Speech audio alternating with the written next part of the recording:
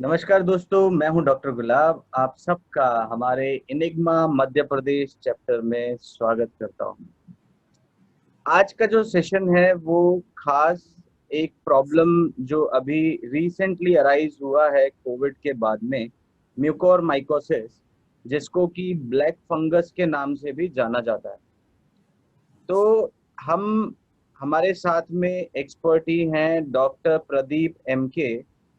ये हमारे Enigma chapter के ट्रेजरर हैं और मैं इनसे चाहूँगा कि म्यूकोरमाइकोसिस के बारे में हाइलाइट करें कि क्या प्रॉब्लम है, क्या कॉजेस हैं, कैसे इससे बचा जा सकता है, क्योंकि तेजी से ये प्रॉब्लम हर जगह बढ़ती जा रही है।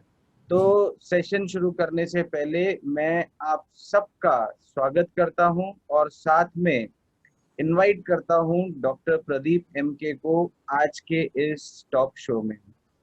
बहुत बहुत स्वागत है डॉक्टर प्रदीप आपका इनिग्मा मध्य प्रदेश चैप्टर का। Thank you doctor gulab. It's a pleasure इस यहाँ पे आने के लिए और हमारा दोस्तों के साथ ये बहुत इम्पोर्टेंट टॉपिक जो है म्यूकोरमाइकोसिस आज जैसे कोविड जैसा ही चैलेंजिंग रहा है ये मैनेज करने में म्यूकोरमाइकोसिस। सो हमारा सेशन आज हम ऐसा दो पार्ट में डिवाइड किया हुआ है। डॉक्टर गुलाब जो है एक्सपर्ट फिजिशियन है, वो आपको बोलेंगे कैसा इसको हम प्रिवेंट कर सकते हैं, क्या क्या अडाप्ट कर सकते हैं नेचुरल लाइफस्टाइल मेथड्स। और मैं आपके सामने पेश करना चाहता हूँ म्यूकोरमाइकोसिस क्या होता है और वो क्या क्या टाइप ऑफ पीपल में ये म्यूकोरमाइकोसिस ज्यादा तरह से दिखता है। सो म्यूकोरमाइकोसिस एक फंगल इन्फेक्शन है जिससे आप सब जानते हो और ये नया नहीं है। जैसे कि अभी कोविड के टाइम पे म्यूकोरमाइकोसिस करके बहुत डिस्कशन हो रहा है, लेकिन एक नया फंगल इन्फेक्शन बिल्कुल नहीं है। ये लॉन्ग बैक 2003 में पहला सार्स इन्फेक्शन हुआ था। जैसे कि अभी का सार्स कोविड 2 कहते हैं हम लोग, पहले सार्स कोविड 1 जैसा था।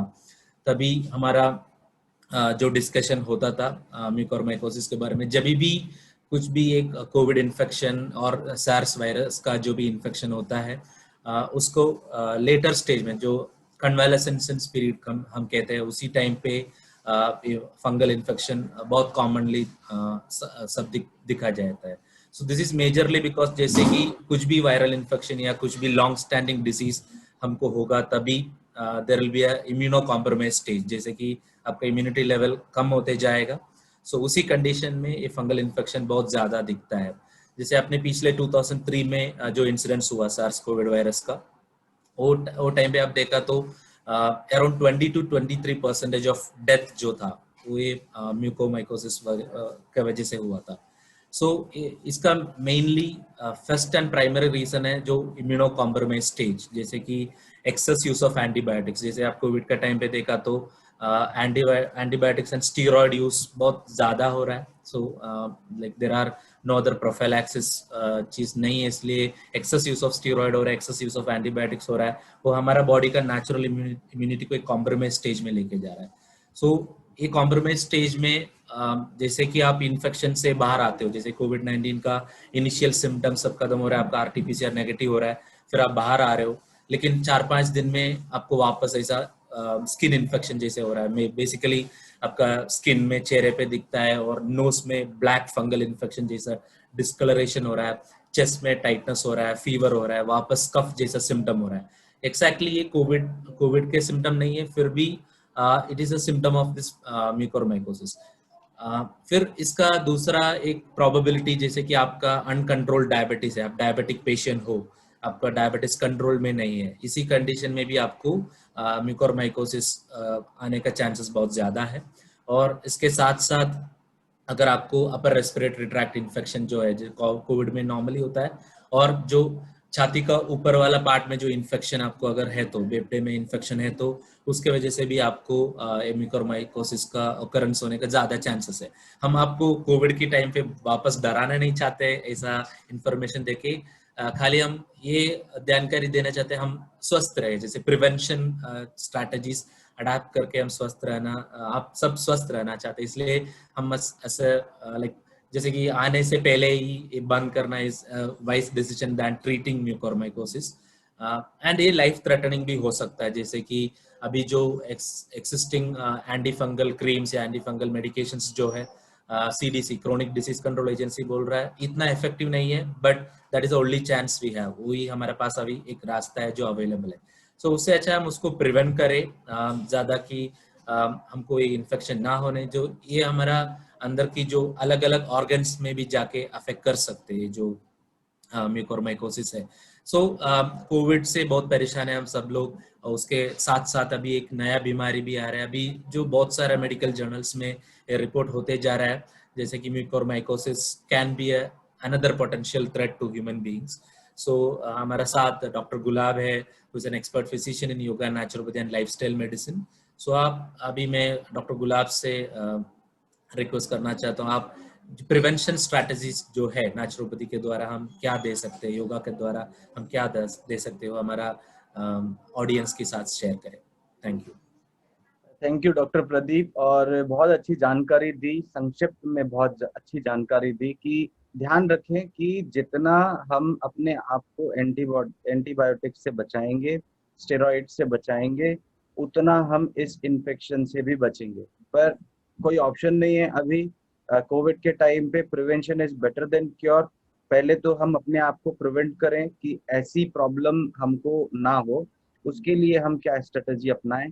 पर साथ ही साथ अगर प्रॉब्लम होता है तो अगर it is in a mild situation, जैसे कोविड के टाइम पे हमने देखा कि अगर माइल्ड केसेस हैं तो होम आइसोलेशन में भी ठीक हो रहे हैं, मॉडरेट केसेस हैं तो उनको थोड़ा सा ऑक्सीजन सपोर्ट के साथ में भी हम ठीक कर पा रहे हैं घर पे ही।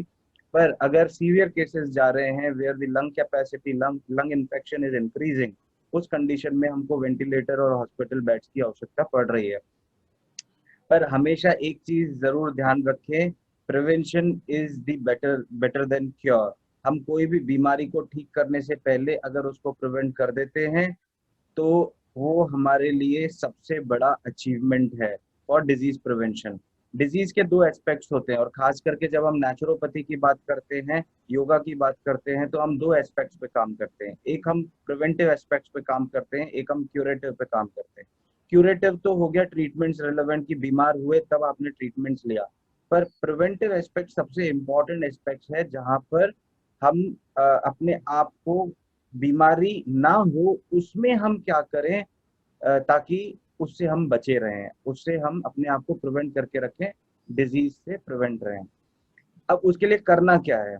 देखिए, जब कभी भी कोई इन्फेक्शन होता है तो हमको एंटी इन्फेक्शियस ड्रग्स दी जाती हैं। मैं ये कहता हूं कि अगर इम्यून सिस्टम को आप बूस्ट कर लेंगे तो आपको मेडिसिन की आवश्यकता नहीं पड़ेगी।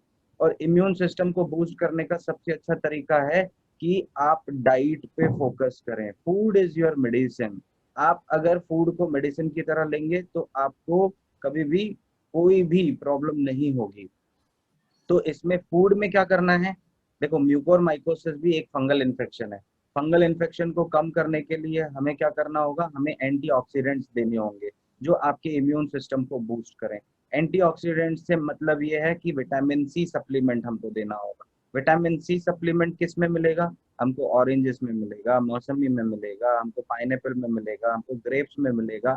तो ये हम इन अ फॉर्म ऑफ जूसेस अगर कंज्यूम करेंगे तो हमारे बॉडी का इम्यून सिस्टम बूस्ट होगा। आंवला पाउडर भी अवेलेबल रहता है, विटामिन सी रिच है। आंवला भी अवेलेबल है, उसको भी अगर आप लेते हैं आंवला इन फॉर्म ऑफ जूस तो आपको एंटीऑक्सीडेंट सफिशिएंट मात्रा में मिलते हैं जिससे कि आपका इम्यून सिस्टम बूस्ट अप होगा। दूसरा, हमारे बॉडी का क्लेंजिंग इफेक्ट चालू रहना चाहिए। क्लेंजिंग इफेक्ट चालू करने के लिए हमें क्या करना है? We need to eliminate the toxins from the body. भगवान ने खाने के लिए एक मुंह दिया है, टॉक्सिन्स निकालने के लिए 4 रास्ते दिए हैं। Through fecal matter you can eliminate the toxin, through urinary system you can eliminate the toxin, through skin you can eliminate the toxin, through respiratory system। अब फंगल इन्फेक्शन हुआ है तो रेस्पिरेटरी सिस्टम तो हमारा एक अफेक्ट हो गया जो एलिमिनेशन प्रॉपर नहीं कर रहा है, तो कम से कम 3 सिस्टम्स को तो हम एक्टिवेट करें। वो 3 सिस्टम्स कौन से हैं? हम एनिमा लेके हमारा फीकल मैटर को हम रिलीव कर सकते हैं, तो कॉन्स्टिपेशन से बचेंगे तो टॉक्सिसिटी कम होगा। अगर हम सन बाथ लेते हैं तो वो नेचुरल एंटीबायोटिक की तरह काम करता है, नेचुरल इम्यूनिटी मिलता है उससे, एंटीबैक्टीरियल है इफेक्ट उसका। तो हम सन बाथ लेके पसीना भी निकलेगा तो हम स्किन चैनल को भी हम एक्टिवेट कर रहे हैं, स्वेटिंग प्रोसेस के माध्यम से कि पूरी तरह से टॉक्सिन्स एलिमिनेट हो। थर्ड जो चैनल है वो हमारा यूरिनरी सिस्टम है, तो high intake of water, water substance को आपको बैलेंस करना होगा, क्योंकि ह्यूमिड ज्यादा फॉर्म हो रहा है, ब्लैक फंगस का इन्फेक्शन उसके कारण हो रहा है। तो सफिशिएंट हाइड्रेशन अगर आप रखेंगे, हाइड्रेशन का मतलब ये नहीं केवल पानी पीना है, आप चाहें तो जूसेस पिए, पानी पिए, कोकोनट वाटर सबसे अच्छा है, वो आप लें। कम से कम 3 से 4 कोकोनट वाटर अगर आप पूरे दिन में लेते हैं तो आपको माइक्रो न्यूट्रिएंट्स भी मिलेंगे, मिनरल्स भी मिलेंगे, और उसके साथ साथ आपको एनर्जी भी मिलेगा। तो ये चीजें डाइट में आपको परिवर्तन करनी होंगी और एलिमिनेटिव चैनल को एक्टिवेट करना होगा। पर इसके साथ में हम छोड़ नहीं सकते हैं, क्योंकि इन्फेक्शन है तो उसको प्रिवेंट करने के लिए हमें ये ध्यान रखना होगा, एक ही चीज है जो आपको इस इन्फेक्शन से बचा सकती है, वो है आपका इम्यून सिस्टम। हम क्या करते हैं, हम एंटीबायोटिक्स का ज्यादा इस्तेमाल करके, स्टेरॉइड्स का ज्यादा इस्तेमाल करके, अब मेरे एक परिचित में म्यूकोरमाइकोसिस का प्रॉब्लम हुआ, और उसका मैं आपको सजेस्ट करूं कि उसको हॉस्पिटल के लिए लेके गए, हॉस्पिटल में लेके गए, उसका ट्रीटमेंट चल रहा था। एक मेडिसिन, बेचारा एक मेडिसिन जो है वो एबिजोम का जो मेडिसिन है वो 8,000 रुपीज का इंजेक्शन, वैसे उसको करीबन 45 आईओल्स लगे। तो आप इमेजिन करो कि उससे पहले अगर हम अपने आप को प्रिवेंट करें, तो प्रिवेंशन करने के लिए तो हमें कोई खर्चा ही नहीं करना है, स्वस्थ रहने के लिए कोई खर्चा नहीं करना है। खर्चा कब होगा, जब हम बीमार होंगे। तो बीमार ना हो, इसीलिए हमको ये स्ट्रेटजी अपनाना है। हमारे जो पंच महाभूताज हैं, पृथ्वी, आप, तेज, वायु, आकाश, इन पांचों तत्वों का इस्तेमाल करें, जिसमें सबसे इंपॉर्टेंट है अर्थ एलिमेंट। अर्थ एलिमेंट का बैलेंस करें डाइट से, हो सके तो शॉर्ट फास्टिंग करें, शॉर्ट फास्टिंग जूसेस पे रखें, ताकि एलिमिनेटिव डाइट लेंगे तो टॉक्सिन्स एलिमिनेट करेंगे बॉडी से। उसके साथ में सन बाथ का आप ट्रीटमेंट लेंगे तो तेज एलिमेंट बैलेंस रहेगा। वाटर सप्लीमेंट आप करेंगे तो इसमें वाटर का हाइड्रेशन प्रॉपर होगा बॉडी में। यूरिनरी एलिमिनेशन, यूरिन एलिमिनेशन के थ्रू टॉक्सिन्स का एलिमिनेशन होगा। और इसके साथ में अगर हम शॉर्ट फास्टिंग करते हैं तो आकाश तत्व को भी बैलेंस करते हैं। इसी प्रकार से हम सारे ऑर्गन, सारे एलिमेंट्स को हम बैलेंस करके स्वस्थ रह सकते हैं। अब बात आती है इसमें एक जो एलिमेंट छूट गया, वो है एयर एलिमेंट। एयर एलिमेंट सबसे इंपॉर्टेंट एलिमेंट है। तो लंग कैपेसिटी बढ़ाना है, ब्रीदिंग एक्सरसाइजेस करनी है। ब्रीदिंग एक्सरसाइजेस में अनुलोम विलोम प्राणायाम कर सकते हैं। जब ब्रीदिंग एक्सरसाइजेस करते हैं, प्राणा का फ्लो होता है बॉडी के अंदर, ये it is a life force. तो ये हमारे बॉडी में पूरे एयर को, ऑक्सीजन को सर्कुलेट करता है। ऑक्सीजन सेचुरेशन होगा, अच्छा ऑक्सीजन सेचुरेशन होगा, उसके लिए प्रोन वेंटिलेशन भी कर सकते हैं, जिससे कि ब्रीदिंग इश्यूज नहीं होंगे। ये तो हो गए 5 एलिमेंट्स के बारे में बातें। अब अगर मैं यहाँ पर बात करूं कि हमको और क्या करना है जिससे कि हम इस इन्फेक्शन से बचे रहें, तो आपको ध्यान रखना है अपर रेस्पिरेटरी ट्रैक का क्लीनिंग बहुत जरूरी है। हाइजीन आपको फंगल इन्फेक्शन से बचा सकता है। हम एक्सटर्नल हाइजीन तो मेंटेन करते हैं, नहाते हैं, सोप लगाते हैं, उससे हम अपना एक्सटर्नल क्लींजिंग करते हैं, पर इंटरनल क्लींजिंग नहीं करते हैं। तो यौगिक क्रियाज की अगर मैं बात करूं यहाँ पर, तो योगा में षट क्रियाज दी गई हैं। मैं तो बोलता हूँ बहुत फ्रीक्वेंटली इसमें से आप नेति जो है जल नेति, वो आप यूज कर सकते हैं, वमन धोती यूज कर सकते हैं। ये 2 चीजें जो है बहुत ही इजीली आप घर में परफॉर्म कर सकते हैं। पर ध्यान रखें, जब वमन धोती कर रहे हैं तो उस टाइम पे आपको किसी के सुपरविजन में करना है, क्योंकि हार्ट प्रॉब्लम रहेगा तो उसका आपका गाइडेंस बहुत जरूरी है उस टाइम पे, कि कितना वाटर कंजम्पशन करना है।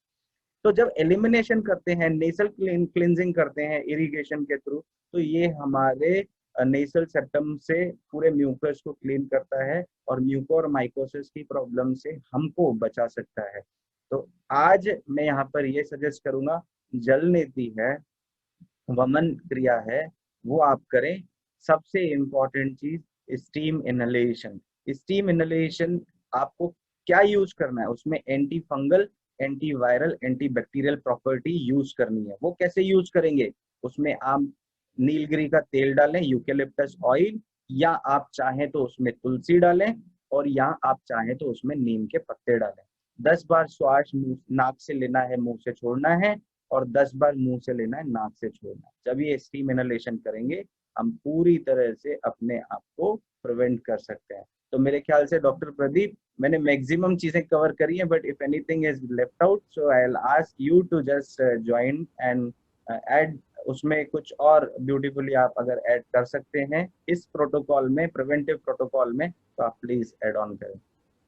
या सो जैसे कि आपने पूरा कवर कर लिया इसमें, जैसे कि एक ही चीज, जैसे कि डॉक्टर गुलाब जैसे बोल रहे थे आपको ये ट्रीटमेंट करना, ये सब चीज करना, जैसे कि आप नेचुरोपैथी का और योगा का ट्रीटमेंट की अप्रोच देखा तो हर बीमारी के लिए हमारा अप्रोच यही रहा, क्योंकि आप चाहे फंगल इन्फेक्शन हो, वायरल इन्फेक्शन हो, बैक्टीरियल इन्फेक्शन हो, जो भी है, जो बाहर वायरस को मारने से या फंगस से मारने से ये सॉल्यूशन नहीं होगा। आपका बॉडी का जो इम्यूनिटी लेवल, जैसे कि हम फंगस या वायरस या बैक्टीरिया के बिना जी नहीं सकते, जैसे कि सब दुनिया में सब जगह पे है।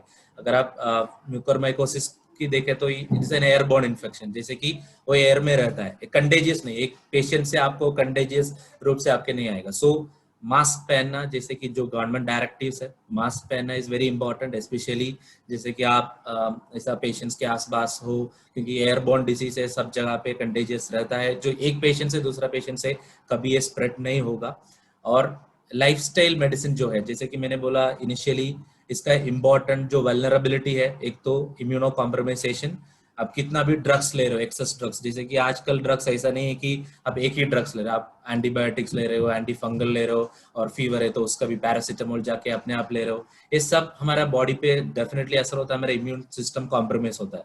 ये सारे ड्रग्स ऐसा काम करते हैं, इम्यून सिस्टम को कॉम्प्रोमाइज करके आपको टेम्परली थोड़ा रिलीफ मिलना जैसा फील दिया जाता है, लेकिन आपको परमानेंटली एक सोल्यूशन चाहिए, जैसे कि अभी का कोविड, म्यूकोरमाइकोसिस, ये आगे वाला जो भी डिसीजेस है, क्योंकि ये एंड नहीं होता है। आप अभी देखा तो पूरा 80-90 ईयर्स में हमने जितना इन्फेक्शियस डिसीज या नॉन कम्युनिकेबल डिसीज को हम फाइट कर रहे हैं, अलग अलग नाम से जाना चाहते हैं, लेकिन सब चीज एक ही है। आपका बॉडी जब कॉम्प्रोमाइज्ड है, ये सब कंडीशन वापस आ जाएगा। So I am requesting all of you, आप जो भी डॉक्टर गुलाब का जो डायरेक्टिव जो दिया है, एडवाइस, हेल्थ एडवाइजरीज जो दिया है, उसको अच्छे से फॉलो करें and spread this message with as much as friends and patients you have, जाकि सबका फला होगा। एंड ओवर टू डॉक्टर गुलाब। तो इसमें जैसे डॉक्टर प्रदीप ने बताया कि हम जर्म से नहीं बच सकते, और लुइस पैस्चर जिसने जर्म थ्योरी दिया, germ do not cause the disease but they are found in disease condition. अगर आप देखेंगे तो जर्म्स डिजीज फॉर्म कॉज नहीं कर रहे हैं, पर अगर आप टेस्ट करेंगे तो उसमें आपको ये पता चलेगा कि वो जर्म्स के कारण हो रहा है। मतलब इन disease condition you will find that germs, तो फंगस के कारण इन्फेक्शन नहीं हुआ, पर जब आप टेस्ट करेंगे तो वो फंगस उसमें मिलेगा आपको। पर उसका कॉज क्या है? उसका कॉज है आपका इम्यून सिस्टम कॉम्प्रोमाइज हुआ है, आपका रेजिस्टेंस पावर कॉम्प्रोमाइज हुआ है, उसके कारण ही ये फंगल इन्फेक्शन हुआ। तो बहुत बहुत धन्यवाद डॉक्टर प्रदीप, और on behalf of Enigma, Indian medical association of BNYS graduates की तरफ से मैं आपको धन्यवाद व्यक्त करता हूँ कि